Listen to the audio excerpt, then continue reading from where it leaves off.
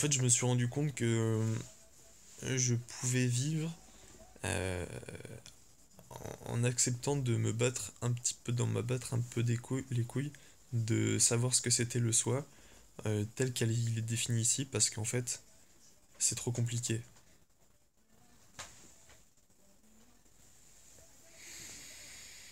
C'est ça, je pense vivre le rêve. C'est si par exemple ma morale c'était de toujours vérifier à fond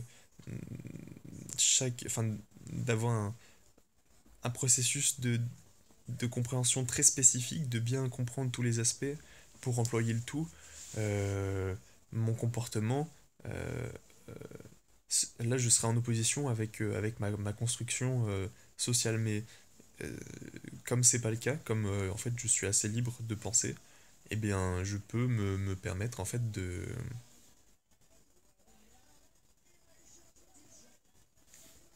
m'en battre un peu les couilles.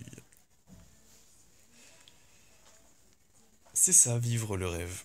À vivre le rêve, c'est accepter qu'il y a certaines choses qu'on n'a pas envie de faire. Et, et qu'on préférait d'ailleurs ne pas faire.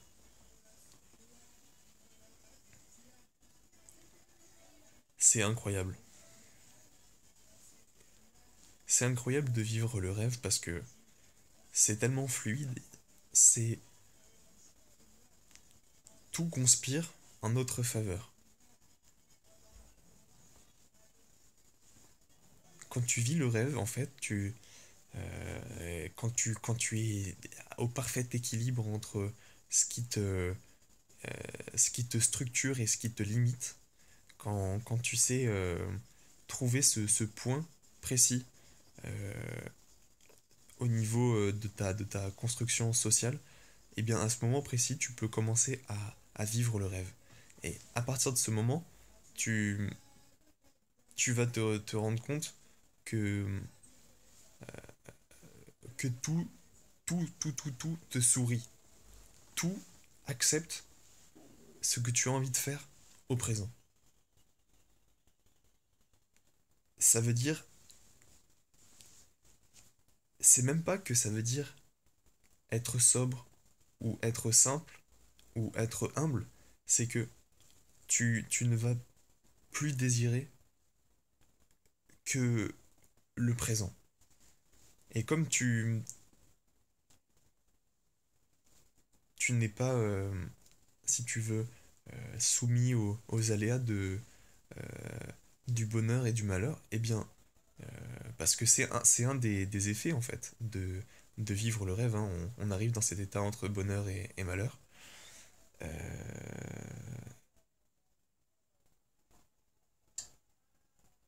c'est,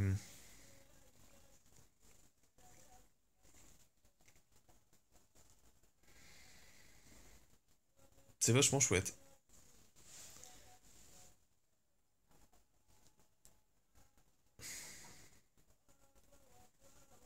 Quand on désire un truc à long terme, quand on souhaite construire quelque chose, plutôt, parce qu'en fait, il y a des désirs qui sont destructeurs, hein. Et et ça, il y a énormément d'exemples. Euh, mais dans notre cas, le désir de construire, le désir d'unir, euh, est forcément récompensé par de la création. Si tu t'efforces toute ta vie de construire, de créer, même en opposition avec ton environnement,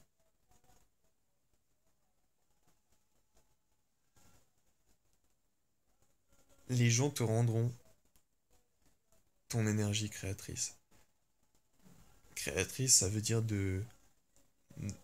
simplement de bonnes relations sociales, par exemple.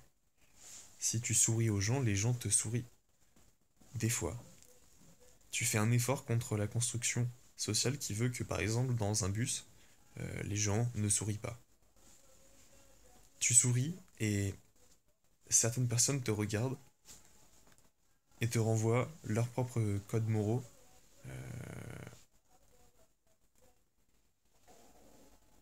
dans certains cas négatifs où ils vont dire mais qu'est-ce qu'il veut ce gars? Pourquoi il me regarde en souriant?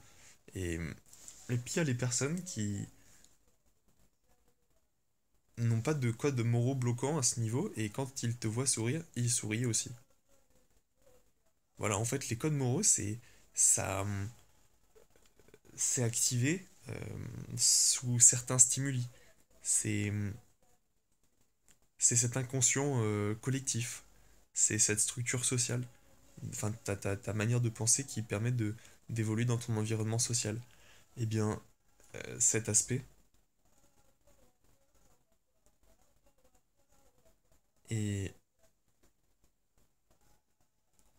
ce que tu dois réussir à, à outrepasser pour toi, à comprendre chez les autres, si tu veux pouvoir vivre le rêve. Tu, tu ne peux pas aller contre les personnes, mais tu peux les changer. Tu peux leur rendre acceptable le fait de faire. C'est pour ça que souvent c'est plus rentable d'être patient. Les choses ne doivent pas arriver plus vite que nécessaire. Si tu brusques les choses ou si tu tentes de les ralentir, tu vas créer encore plus de remous, de d'effets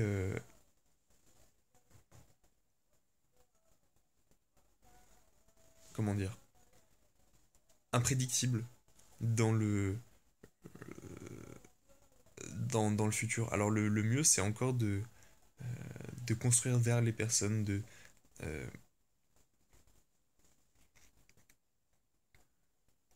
peut-être que vivre le rêve c'est simplement aimer déjà soi, parce qu'on s'est retrouvé, parce qu'on fait ce que l'on veut, parce que on a appris à, à apprécier et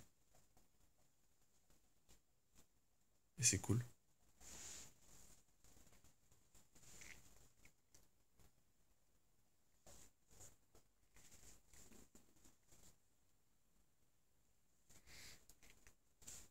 Et ensuite, parce que tu vas faire du bien à ton entourage. Tu vas lui faire du bien soit parce que tu vas le transformer, soit parce que tu vas lui faire acquérir des choses que toi tu vois comme bonnes, que tu ressens comme profondément bonnes au-delà de la dualité bonne et mauvaise. C'est c'est bonne chose, cet amour, il ne peut pas être mauvais, en fait. Le véritable amour, pas ses formes, en fait. Le, le véritable amour, il vient du soi, ses formes, elles viennent du moi. Si ton amour se traduit de manière violente, c'est ton moi, c'est pas ton soi. C'est tes constructions sociales qui, qui te portent à croire que pour aimer, il faut être violent, qui aime bien, châtie bien, et ben, moi, personnellement, j'y crois pas trop.